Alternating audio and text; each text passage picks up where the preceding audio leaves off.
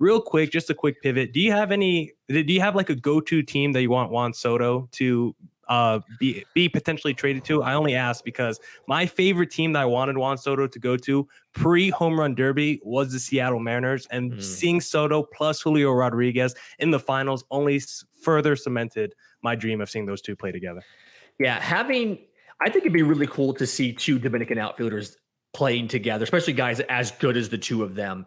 And young too, like they're on the same timeline. Yeah, I mean, they could play for a decade together. Yeah. I didn't necessarily have a favorite who I wanted to get him. I had what I thought was going to happen. The scenario that I still think is going to happen is, and I'm not quite sure now with the whole private jet thing that's going on. Yeah, but what are you doing, Washington? Yeah, but the scenario that I had was I imagined in the offseason, if the Yankees don't re-sign Aaron Judge, I think they automatically become the favorite to trade for Juan Soto. And now that timeline's been moved up, and the word is he's going to get moved before the All-Star break. I can tell you the one place I don't want him to go is the Dodgers. Okay. And it's just because I feel like anytime there's a player who's one of the top 5 players in baseball, he goes to the Dodgers. They had Mookie Betts, and then they had Freddie Freeman. And I'm like, it's just at some point in time, you have to stop it. It's not fair. You also have a top 10 farm system. That's the thing with the Dodgers. They got the money and the farm system, the prospects to go out there and make the deals. Like other teams, they might have one or the other, but the Dodgers just have the combination of all three, which makes them just so dangerous. Yeah, they traded their number one catcher, and they traded a number one position player to get Trey Turner and Max Scherzer. And then guess what? Now they have another top catcher who's a number one prospect, and they have another top position player who's just about ready to go at third base. And it's like, this is just not. At some point in time, it's almost like there's just a different sport. It's like they're playing a video game and they're on easy mode, and they're just kind of taking advantage of the AI that doesn't understand proper valuation for trades and for free agent signings and stuff, you know? That's why I'm like, Juan Soto, I know everyone's saying it's going to be a king's ransom. You're going to get back 5 blue chip prospects, 2 guys already on the major league level. But I'm like, I don't know. Have you looked at the last 10 years of superstar trades? Like, usually they don't go for as much as you might think. And maybe it's because those guys are already out the door, maybe a potentially salary dump. But what are you thinking for a Juan Soto deal? Do you think it's going to be as fat as what people are saying, where they're getting the whole farm from somebody else? Because I honestly think the Nationals might end up screwing this deal up and selling low on Soto. So I think I have 2 schools of thought on this. And the first school of thought is the number of teams that have the money to sign Juan Soto, and then teams that have the prospects to sign to trade for Juan Soto. There's not a lot of overlap in those circles. That Venn diagram does not have a lot of overlap. So inherently, the deal is not going to be as big as we expect. The other thing is Scott Boras likes for his clients to get to free agency. And so what I think ends up being more likely is you only get the massive haul and the massive ransom if there's an extension as well. I'm not trading 4 top 10 prospects and a cost-controlled MLB piece for 2.5 years of a player. No matter how good they are, I'm not trading 4 top 10 prospects for that. So if Scott Boras is disinclined to have Juan Soto sign a long-term extension as part of a trade, I think the compensation does come down a bit. And it's something where, okay, well, we're only trading for 2.5 years of Juan Soto. And then we'll have the first chance to re-sign him in free agency. And I think if that happens, it opens it up to other teams we haven't thought about who might be players in this. The Rays, some other teams who, the Marlins maybe, who could have the pieces to get 2.5 years of Juan Soto, but don't have the money to sign him for 15 years. But think about how crazy that would be if the Marlins did it. Like, you had 3 all-star outfielders and you trade them all for prospects. And basically, I think Marcell Ozuna got them back the best package, because I think they got Sandy Alcantara and Zach Gallen back in that deal, and they flipped Gallen for Jett Chisholm, eventually. But the thing you traded our drip king. Yeah, our drip king. But to think you traded Yelich and Stanton, and all those deals busted, but now you're going to give up prospect for Soto, I think that would just be a pretty interesting pivot point in Marlins franchise history. But I also want to talk a little bit about Druw Jones, of course, Lindsay Crosby being the prospects guy. We got to discuss him. But if you want to place a bet on where Juan Soto is going to head next, do you know where you have to place that bet, Lindsay? You have to place it at BetOnline.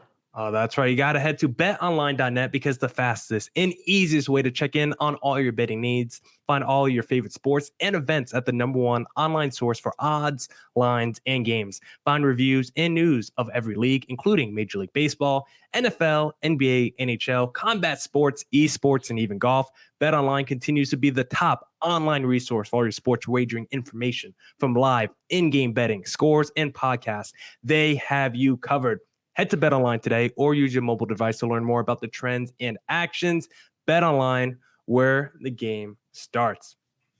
Now, Lindsay, we just saw the MLB draft, and heading into the draft, Druw Jones, just consensus, #1 guy, everything, athletic. Generational talent. Generational. Doesn't matter what list you looked at, he was #1. But draft day, different scenario. Jackson Holliday, who probably isn't a bad pick, another son of a former Major League great, but when you see Druw Jones #1 on all these lists and then he falls to #2, why did he not go #1? What did the Orioles see in Jackson Holliday to take him over Druw Jones?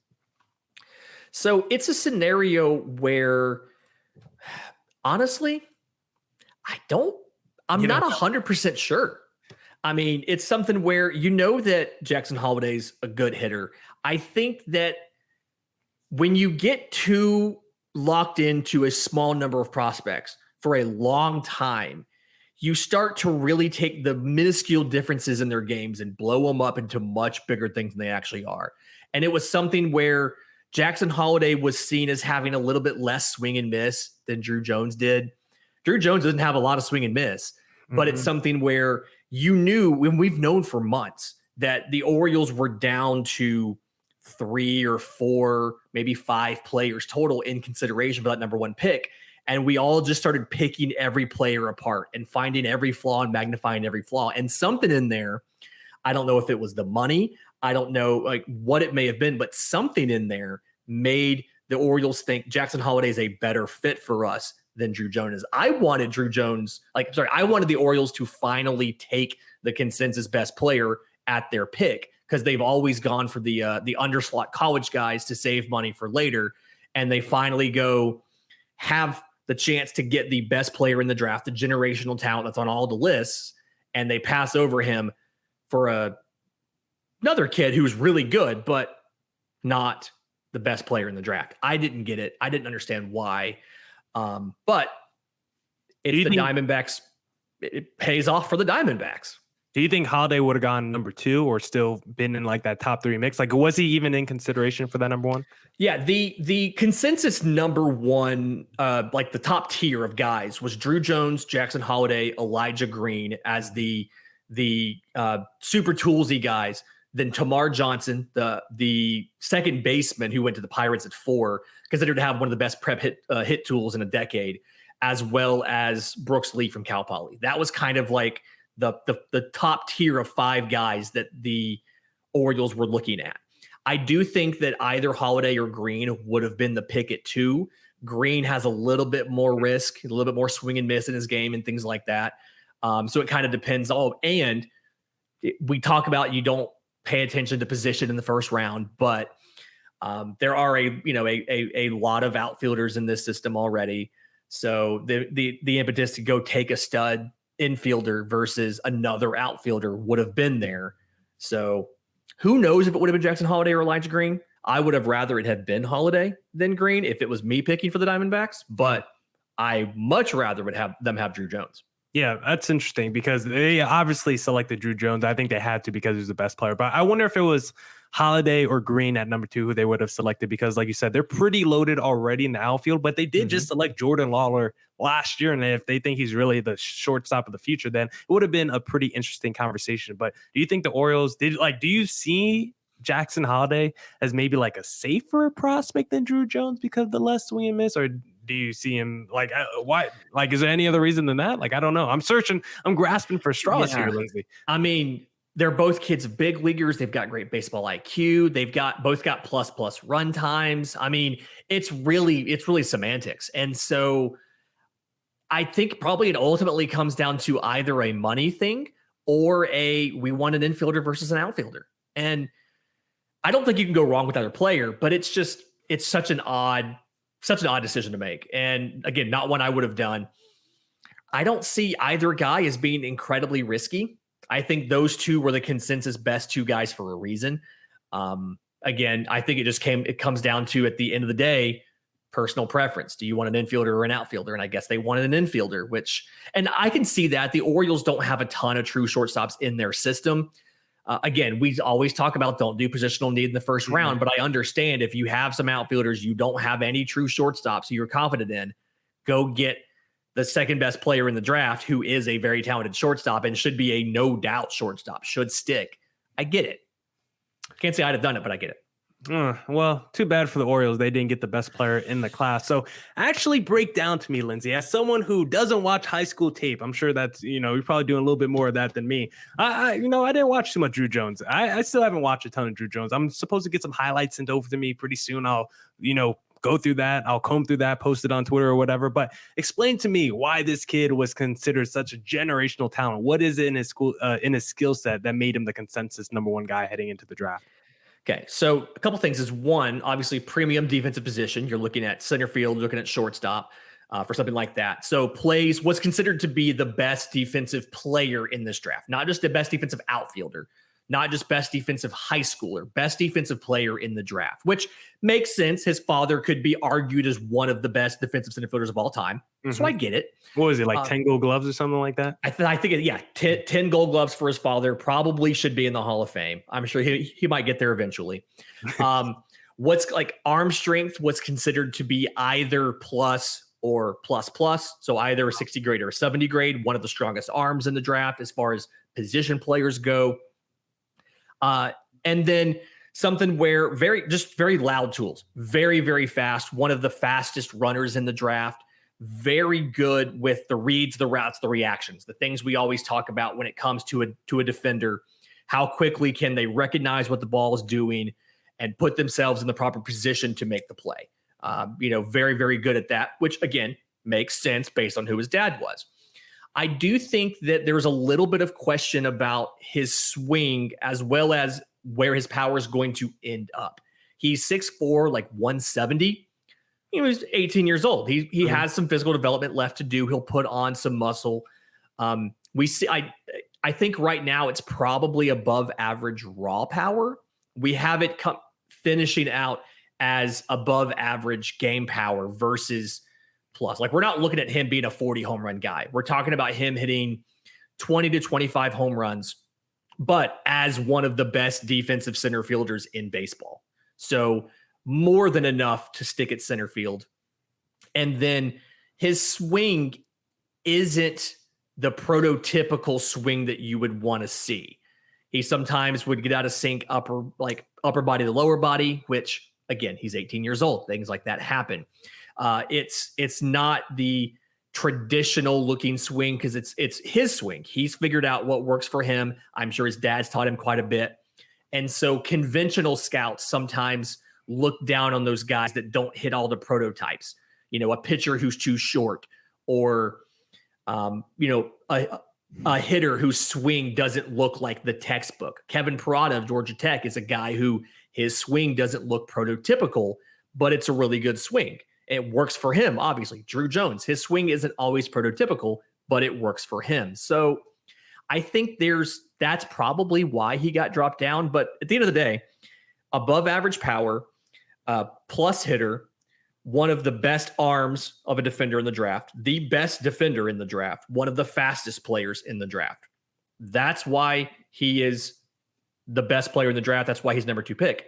And he's probably going to go on to have the most WAR of anybody in this draft class if I had to put money on it right now. Yeah, and I don't even think I care about, the fluidity of his swings. I just care about the results. I mean, I look at the Greek god of walks. I look at guys like Giancarlo Stanton. Like, those guys got weird stances and weird swings, and those guys were... But it works. Yeah, it works. As long as it works, like, baseball's a results-based business. If you're hitting 300 and putting up numbers, like, it really doesn't matter what your swing is or how you're doing it. But there are teams where that genuinely matters. In their scouting departments, there are teams that still have that hang up. The Nationals are kind of infamous for this. And so when you're looking at trade packages for Juan Soto, you have to keep in mind what they want. And they're very much a traditional scout team. They want the guy that you see him and you're like, oh, that's a ball player. He looks like a ball player. He swings like a ball player. He throws like you want the prototypical guy. There's teams still kind of stuck in that mindset. And I think it's not a coincidence that the Nationals are stuck in that mindset. They're also stuck in the bottom of the National League East. Yeah, I think you just cemented my idea that Juan Soto is going to – the Nationals are going to get fleeced in a Juan Soto deal because they're going to probably go after some prospects that they shouldn't. But just a weird, quick side tangent, weird question. Do you foresee the draft moving forward in the future maybe being dominated more by second generation baseball players? Because I feel like the last few drafts, when you look at the Jack Leiters, you look at the Druw Jones, the Jackson Holidays, I feel like a lot of the guys at the top of the drafts are second generation players. And I wonder, now that we're going to see more of these guys coming in, the Vlad Guerrero Juniors, do you think can you tell there's like a difference when you watch these guys who are like the sons of athletes versus guys who aren't? So I think, and I actually saw some research about this recently. Somebody actually went and kind of did a paper on some of this stuff. And the thought process is there is a correlation between the athletic components of the father and the son. And so you have more information about the son's likely physical outcomes based on what their father did. And then as you get farther along and training gets more advanced and players are in general more prepared than they were 20 years ago, the small things are what makes the difference between players. And those players like a Druw Jones, like a Jackson Holiday, who grow up around the game, who are in major league clubhouses at a young age, they typically pick up a lot of the intangible stuff that helps separate them from a similarly talented player who wasn't in that baseball environment for as long. So Elijah Green, his dad was an NFL tight end. You can kind of see that in him, in the height, in the power, in the speed. But baseball instinct wise, he wasn't in a baseball environment at the age of 2. He was in an NFL locker room. And so it's a little bit of a different background, and therefore it's a little bit of a different knowledge of the game and deep understanding of baseball. I think I kind of think that's why you see more athletes and ball players drafted so high. It's because they have that little bit of an edge that sets them apart because they've been around the game so long. Yeah, I think the intangible thing is the biggest thing you bring up, because I think you're going to see a lot of mannerisms from Druw Jones that remind you of his father. I think we see that a lot with second generation players. You're going to see those overlays where Druw Jones is going to have some swing and then they're going to show his father swing on the right side and be like, man, that's like the same ball player. But I think what you said from the intangibles is probably the biggest thing what you see with these second generation athletes, just because they're around the game so much growing up. I just think they have a different level of maturity. Are you okay over there, Lindsay? Yeah. Okay, no problem. Looks like they have a different level of maturity as well when they're entering the game. Like someone like Patrick Mahomes, like he's someone that grew up around the game. And I just think you see that there's a different maturity level when these guys come in as opposed to guys who might not be second generation athletes. But back on Druw Jones, I saw some things, some comps maybe to Bryce Harper. That would be a phenomenal scenario if he turns into Bryce Harper. I want to hear the Lindsay Crosby comp. Who do you think Druw Jones could be on the major league level? Oh, that's tough. I would say with a little bit less power, like it sounds like a cop out almost. A little bit less power. Watching him play, like watching him field fly balls, watching him run the bases, watching him hit, reminds me a lot of watching his dad. I'm cop out. I'm calling it, Lindsay. And so, like, I see a lot of the Andrew Jones defense in his game. I don't know if he'll have the peak of, top 3 defensive center fielder of all time, but he looks a lot like it. Offensively, I think the Bryce Harper comp is a good one. He's got the size. I don't quite think he'll hit for as much power as Bryce Harper does. That's why I'm a little bit hesitant there. I think he's going to be a 20 to 25 home run guy versus a 35 home run guy. But he definitely has the potential to get there. He has the frame. He can fill out and do that. I would just be concerned about what happened to his dad, where around age 26, 27, his dad started to slow down because he put on size trying to hit for more power. So that's why I'm a little hesitant to kind of push that same thing onto him. I like the Bryce Harper comp for the most part. I do think his dad's a pretty decent comp, though, as far as what he's going to look like playing effortless defense in center field, consistent hitting, incredible speed, incredible arm. Yeah, I think the way he fills out is going to be probably one of the biggest things I watch from him because, like you said, 6'4", but only 170. Like, Lindsay, I just weighed myself at the gym today. I checked in at 180. So if I got 10 pounds on Druw Jones, but 5 inches shorter, like my man needs to eat a couple Built Bars probably and put on some weight because we need this man to bulk up. Now, we don't want him to get too big. We still want that speed component, but he's able to get to that, like that 30-30 kind of a guy. Like, that's not something the D-backs really have on their roster currently, but maybe by the time Druw Jones gets elevated, the D-backs will have a couple of those guys. But I did want to ask you, because comparing him to Bryce Harper drafted, then basically in a year, he makes it to the major league level. How quickly, if he is this generational guy, how quickly can Druw Jones, despite being only 18 years old when he's drafted, how quickly do you think he can make it to the major league level? Because I think Harper made it by the time he was 19. Yeah, I see him as depending on where the assignment is this year. Does he go into A ball? Does he go to rookie ball? What does he do this year? I see him as 2 years. I think he could be at the major league level. Now it's something where his dad made it at age 19. I think his dad also got into professional baseball earlier because he was an international free agent. So I think the 2-year time frame is good. Now where that falls in the season, whether it's early in the season, late in the season, I'm not quite sure. Obviously, provided he stays healthy. But I think 2 years is reasonable simply because it takes a little bit longer now because we know so much about these players already. I've already seen scouting reports about different players in the draft and how to attack them, like from the pitching perspective and where the holes in their swing are. Stuff that even just a decade ago, we didn't have that from prep players yet. And so I think the adjustment period's a little bit longer than Bryce Harper had, but not much longer. I do think it's a 2-year and he's there. And then remind me, do these guys go to like the rookie ball right after the draft? Like in a couple weeks, can I see Druw Jones playing? So it's up to the teams. What a lot of them will do is they'll bring them in depending on how long their spring season was, whether it was college or pro. They'll either give them the rest of the summer off or they'll put them in rookie ball. If they give them the summer off, they typically hold them off into instructional league in the fall, the Arizona Fall League, something like that. But either way, they're probably going to be at the facility doing extended spring training, working with some of the rookie level hitters, even if they're not playing in games yet. So like a lot of players flew out on Monday or on Tuesday or on Wednesday to go out and to meet their teams for the first time. And they're going to start working right away. Even if they don't get any games, they'll be at the facilities, they'll be in drills, they'll be in the cages. But there's a good chance you see a guy like a Druw Jones pretty quickly in rookie ball this year. If they're smart, they put him in rookie ball. And if he does well, which I expect he will, they go ahead and give him a cup of coffee in A ball this year. Yeah, I hope we get at least a little glimpse or a taste of Druw Jones, because last year Jordan Lawler, as soon as he got to rookie ball, he got like hurt in his first or second game during his shoulder, so he didn't get to see much of the season by Lawler. But look, he had a great bounce back season in his real first year in Major League Baseball, so great to see that from Lawler. But to switch gears just a little bit real quick and then tie it all back together, do you think we could see Corbin Carroll this season?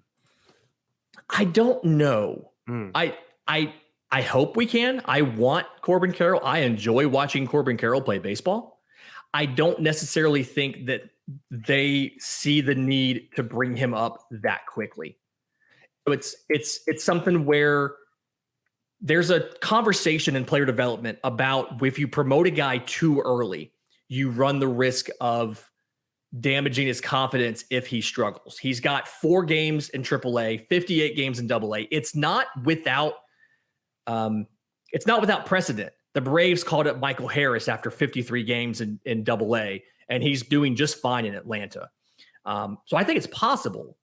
Part of it depends on where is this team in the last month of the season. Are they in contention for a wild card spot? Are they clearly out of it?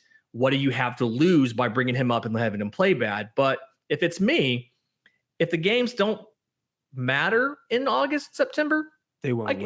I give him a shot. Yeah, I don't think you got to worry about that. I don't think the games are going to matter anytime soon. And Corbin Carroll, he's at least been on the AAA level already this year, so he won't be at least jumping from AA right to the major leagues like Michael Harris. And when he got to the AAA level, what did he do immediately? He just started smashing home runs and just picked up where he left off in AA. And I wonder, like, some people have thrown out, like, because AAA, it's the Aces, a little bit higher altitude, so it always seems like guys have higher numbers than AAA, and then they come to the Dbacks, and it's like, are you as good as we thought you were? So it's always a little bit in the back of my head when I see these guys, but I'm hoping Corbin Carroll gets called up pretty relatively soon. I think a lot of it might just depend on the trade deadline because the D-backs seem. What do you want to say, Lindsay? I'll let you jump in. Sorry. I was going to say the 2 games at AAA, one of them, he actually went 2 for 4 on the road and 1 for 4 at home. He hit the home run on the road. Okay. There you go. Never mind. So yeah, just be like, shut up, Millard. What are you talking about? But yeah, hit the home run on the road. Yeah. So Corbin Carroll, I think, is going to be a beast, but I think it could depend if he gets called up this season or not on the trade deadline because David Peralta is on the final year of his contract. I think he could be this year's like Eddie Rosario or Jorge Soler for another team. Guys like Jordan Luplow, even a Cooper Hummel. Like I think the D-backs could unload like 3 or 4 outfielders and still have Varsho, Alek Thomas, and like a Jake McCarthy. And then if they want to call up a Corbin Carroll, I think they wouldn't be opposed to that as well. So I think the trade deadline could be a big pivot point to whether the D-backs call up Carroll or not. But if they wait till next season, I think it'll probably be like Alek Thomas, where maybe they do a month in the minor leagues and then, all right, second month on, you're coming up, buddy. Give him just enough time to get past, to not get a full year of service time and then call him up, No. Classic manipulation. Yeah. It's just disgusting that baseball does that. But I only have a couple more questions for you, Lindsay, because we've already been talking for a hot minute. So I hope you're comfy in that chair. Probably pretty warm at this point. But let's say Druw Jones gets elevated to the major league level. We got Druw Jones. We got Daulton Varsho. We got Alek Thomas. We got Corbin Carroll all in the major leagues. But that's basically 4 outfielders. So who would you say is the odd man out in that group? Or do we just put someone at the DH role? What happens? What would you do, Lindsay? I think Varsho is the odd man out. He's playing catcher. And I know Carson Kelly's there right now, but I just, for sake of conversation, I think that of those 4, Varsho's definitely the one out. All 3, the other 3 guys, they're all center fielders. I mean, Alek Thomas, Corbin Carroll, Druw Jones are all center fielders. And I've actually gone back and forth on what I think the proper defensive alignment for this team would be. And I think I finally figured it out. So because of the arm, Alek Thomas is in left. Okay. Druw Jones, center field, and Corbin Carroll with the cannon that he has is in right field. And it's something where your center fielder has to run more. And this is something that the Braves made a big point about last year with Ronald Acuna. They said, we're not going to put Ronald Acuna in center field because he has so much more running to do because you're running left and right to back up both sides. And Carroll, being a little bit of a shorter guy compared to the taller Druw Jones, I feel like let's move Corbin Carroll to right, let's save the wear and tear on his body, and let him use that cannon while Druw Jones plays center field, because obviously he has the build for it. He's able to do it. Now, I could also see the Diamondbacks saying, if we think Druw Jones is going to slow down like his dad did, we'll just start off with Corbin Carroll in center and take the bigger dude and put him in right to begin with. I can see both those scenarios. But if it's me, and I'm giving you the best defensive alignment for one game, I'm putting Carroll in right, I'm putting Druw Jones in center, and I'm putting Alek Thomas in left. Yeah, and I have to see how they play out because Alek Thomas in center field this season, he just looks freaking phenomenal. Very good. With his instincts and just like his jump to the ball, like that first reaction time he has been insane. So if you're saying like he might be like the 3rd best outfielder potentially in that group with Carroll and Druw Jones, like I don't know how you're going to get a ball into the gap against that team. I genuinely think that when all 3 guys are up, that is the best outfield in baseball. And that is probably one of the best outfields in baseball in modern baseball history. That is the peak of the potential of this group. I mean, like, it sounds hyperbolic, but name me a better outfield in modern baseball than those 3 players if they all hit the projections that we expect. And of course, the D-backs still have Carson Kelly, but it's not like he's been great the last couple of years in the D-backs uniform. And maybe you just say, Varsho, you're actually going to be our full-time DH in the days where we want to platoon you with Carson Kelly. You'll just bat against the right-handed pitcher. So you could still have Kelly as maybe your full-time everyday catcher or Daulton Varsho as your DH and still have those 2 backing up at the same time as well. Here's what I have for you. Here's my proposal for the roster. Okay, 2026, you've got Thomas in left. You've got Druw Jones in center. You've got Carroll in right. Ketel Marte is your second baseman. Kevin Parada. I'm sorry, not Kevin Parada. Not Kevin Parada. Ivan Melendez. We don't have Parada already. Ivan Melendez is your first baseman. Okay. Christian Walker, who is in his final year of arbitration is your DH. Oh, Daulton Varsho is your full-time catcher. Kettle Marte, obviously, still at second base. Shortstop, I believe we've talked about the shortstop already. We know who that's going to be. yeah. Josh Rojas is in his final year of arbitration eligibility in 2026. So if you can find so he can play third, or preferably you find some sort of upgrade. Not that I think Rojas is great, but you find some sort of upgrade and he's your utility man that gives people a day off and can play just about anywhere but center field. I think that is a contending for the division and has you in the running for a World Series lineup right there. Yeah, I think that lineup could be freaking phenomenal, because also someone like Rojas, I mean, he, like you say, upgrade. Like, I just don't know with Rojas, because he's just blown away my expectations. Like, he's just gotten better every single season. He's been really good this year, because he was basically the throw-in piece in that Zach Greinke trade, and he's been the best prospect so far from that deal. So I'm like, I don't really want to put a ceiling on Josh Rojas just yet, just because he keeps getting better. And if it comes to the point where he's like your super utility guy, like we've seen Rojas play every position in the infield, basically outfield. Like, he definitely could do that and be like maybe like a Ben Zobrist type or something like that. And Ben Zobrist was like a borderline all-star as well. So I think that could still be a pretty good scenario for Rojas. But if he's the third baseman of the future, like, that's just a straight up win for the D-backs, considering the other three prospects you got back in the Zach Greinke trade just hasn't worked out. But do you actually look at the D-backs as maybe potentially having the best young core in baseball the next 5 years, or are there any other teams that you actually like better than the D-backs right now after naming those 5-6 guys that just brought up? So position players, I definitely think that's one of the better cores in baseball right there. I do have to look at, and it's not as robust, and so they're definitely a tier behind. But I think about some of the guys the Royals have coming up right now with Bobby Witt and Vinny Pasquantino and Melendez. I'm thinking about the Orioles with Rutschman and Henderson and some of those guys. But I feel like the Diamondbacks, more so than one of those other teams, have the depth all the way around the diamond, whether it's infield, whether it's outfield, whether it's catching. I mean, you'll have Kelly and Varsho both under team control still in 26. The one thing that I am concerned about is you'll be outside of the window of a lot of these pitchers. You'll either have to have already paid them, or you'll be waiting for the next wave of pitchers to come up.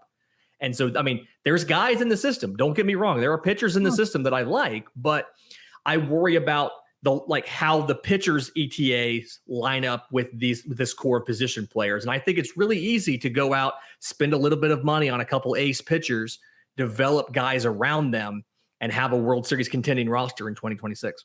Yeah, I think that's the idea I'm coming around to. You just might have to go out there and just actually spend money on pitchers, and don't spend $200 million on one guy. Like, go out there and get a couple guys like a Taijuan Walker and someone else who you had in your rotation at one point. You've shown that you don't have to spend a ton of money because you have a pitching coach who can take guys and develop them into fantastic ball players. You don't have to spend a ton of money on guys. You can go find guys with the traits that you like that'll work well in the dry air there in the desert, and bring them in and let the pitching coach do his work and turn them into, if he's still around. And yeah, he's a little older, and make them into competitive pitchers. But yeah, go out, spend some money. Don't be afraid to get some pitchers. By then you'll have a bunch of pitchers who will be available. You'll have, Max Fried's up for free agency between now and then. I don't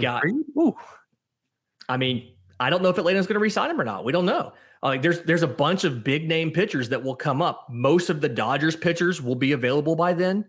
So, I mean, there's plenty of guys you can go out and spend money on and get to fit in with this core. And it's going to be a really easy sell. Like, hey, you've got 3 center fielders in the outfield behind you. If they make contact, it's fine. Just keep it in the park.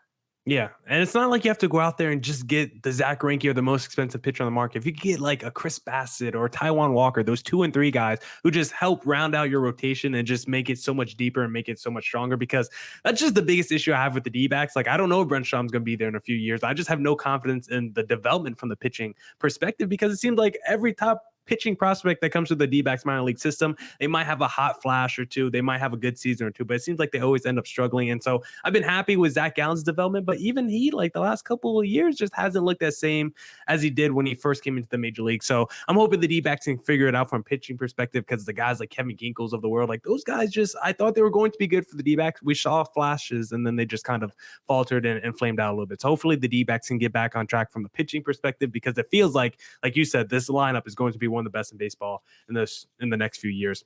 Yeah. And the good thing is there's a bunch of pitchers that are kind of higher up in the minors, in the top 10 that are options. And so the good thing is you'll have time to figure out, because like right now in your top 10, you've got what, 6 pitchers? I mean, Nelson, Fat, Jameson, Henry, Sassoni, Walsh, like you've got like 6 pitchers in there. You have time to figure out which one of those are going to hit and which one of those are not, and then go spend money to supplement around them. If you can get 2 starting pitchers out of those 6, and then you go supplement with free agents, dangerous team. And if you get more than 2, if you get 3 or 4 of these guys to hit, especially one of them to hit their ceiling and be a number 2 for you, or maybe even a number 1, look out.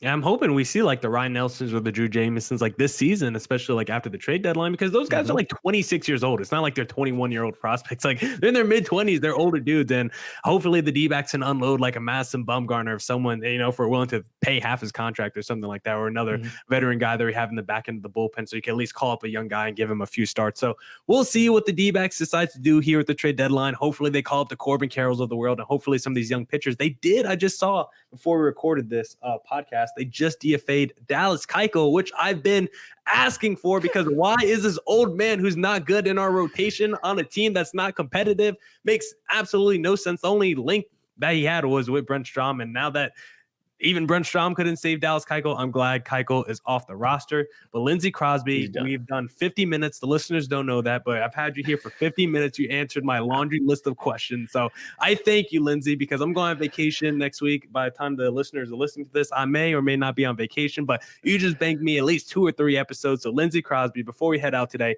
any last words or thoughts on Druw Jones or any of the D-backs prospects? Or, and it didn't even have to be about D-backs. Just any baseball feeling, your spirit. What are you feeling right now? This is the best time of the year because everybody has either picked up some great players in the draft and they're feeling good about the future of their franchise, or we're at the trade deadline and they're feeling like, hey, we can go get a piece or 2 and make a run. This is one of the best times of the year right here. Coincidentally, also the busiest time of the year. Separate these things a bit. But Diamondbacks fans, feel good about your team, feel good about the direction of this organization, and know you're not going to be picking in the top 3 for a while. Well, maybe after this season. After this season. Well, there's a draft lottery too. Oh, that's right. So we'll see what happens. That's Lindsay Crosby of Locked On MLB Prospects. The YouTube listeners, they might know where to find you, but where can the people who are just on audio find you, Lindsay? I'm on Twitter at Crosby Baseball. My show, Locked On MLB Prospects, is available wherever you get your podcast and on YouTube. And then you can find us on Twitter at Locked On Farm. If you have questions for the show, we do mailbags every Monday. Send those to me, send those to the show, or just email us, lockedonmlbprospects@gmail.com. Lindsay, thanks for hopping on today, sir. And I'll catch you next time. Deuces!